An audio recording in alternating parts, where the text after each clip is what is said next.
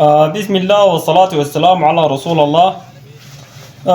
بالنسبة لكل الشعب السوداني عارف الوضع الآن بيجري في بلادنا، وربنا ينصر قواتنا المسلحة السودانية أينما كانت. وإحنا عارفين المعركة كبيرة جدا، وجيشنا بيحارب في أغلبية الدول اللي مساهمة لقوات الدعم السريع المتمردة ميليشيات الإرهابية. فنحن ما حنتوقف من دعم قواتنا المسلحة السودانية، حتى إذا ما دعمنا في الميدان حندعمها في الميديا بالمشاركة بالشير بأي حاجة. وأنت كمواطن ما قادر تدعم القوات المسلحة، ادعمها بإعلامك بأي حاجة عشان ما نخلي إعلام الجنجويد يكون أقوى من إعلامنا ويتغلب علينا. وإحنا إن شاء الله أقوى من المعركة، والقوات المسلحة أقوى من المعركة، وإحنا أقوى من إعلام الجنجويد وأقوى من كل شيء.